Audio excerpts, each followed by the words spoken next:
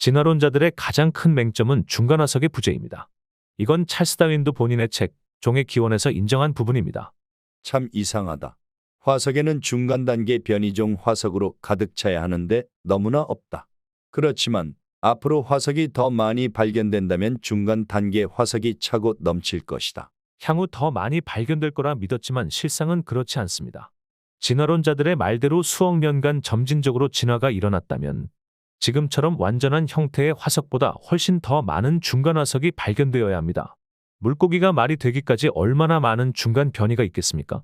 그러면 지금의 말 화석보다도 중간 화석이 훨씬 많아야겠죠. 그런 중간 화석이 없습니다. 물론 진화론자들이 주장하는 중간 화석이 있기는 한데 억지에 가깝습니다. 현대 과학과 생명학계는 철저하게 진화론을 전제로 모든 연구를 진행합니다. 그러다 보니 모든 진화론을 입증하는데 사용할 수 있도록 억지로 끼워 맞추는 식의 연구가 자행됩니다.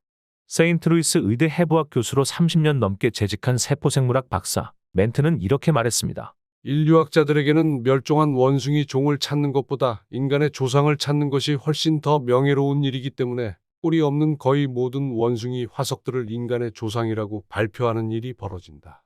그 결과 멸종된 원숭이 종들과 그들의 직접적인 조상들은 거의 발견이 되지 않고 있다. 나는 이렇게 창조와 진화에 대한 답을 찾았다의 저자 노희성 씨에 따르면 1974년 에티오피아에서 발견된 루시뼈는 직립보행을 했다는 오스트랄로피테쿠스의 화석으로 장장 3km 반경 60m 높이 차이가 나는 언덕에서 산산이 흩어져 있는 뼈 조각들을 긁어모아 몸체의 약 40%를 조합해냈는데 이는 인류학계에서 가장 많은 뼈를 조합해낸 경우에 속합니다.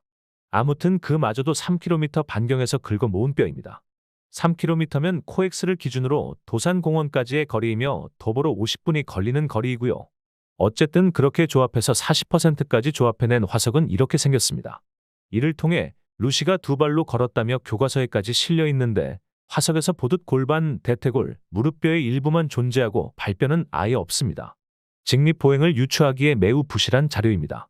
최근 발표된 논문에서는 루시의 손목이 침팬지나 고릴라처럼 기어 다니기 편하도록 꺾어 고정할 수 있는 해부학적 구조를 가지고 있음을 발견했습니다.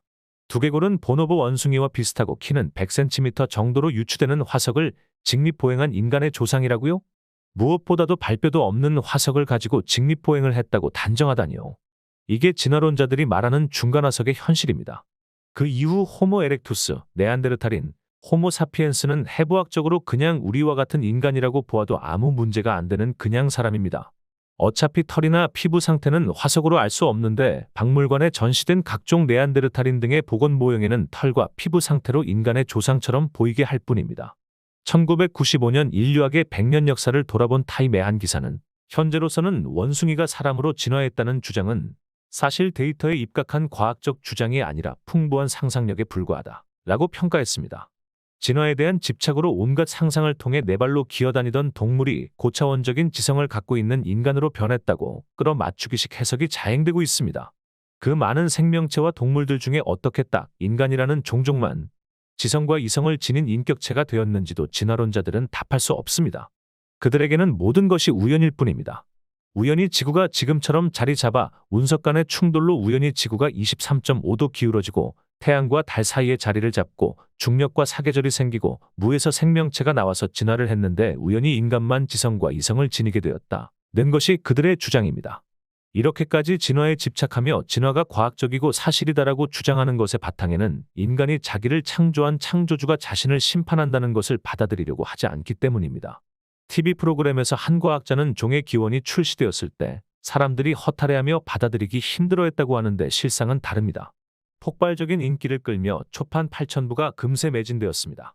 인간은 자신을 심판할 상위 존재가 있다는 것을 싫어하기 때문에 신이 없다는 말을 좋아할 수밖에 없습니다. 그래서 지금까지도 신은 죽었다, 만들어진 신 같은 이야기를 하며 과대해석과 과대망상, 신앙에 가까운 진화론을 사실처럼 말하며 창조론을 거의 미신 취급하는 것입니다. 로마서 1장 28절 말씀으로 마무리하겠습니다. 그들이 자기 지식 속에 하나님 두기를 싫어한 대로 그렇게 하나님께서도 그들을 버림받은 생각에 내주사 합당하지 못한 그 일들을 행하게 하셨으니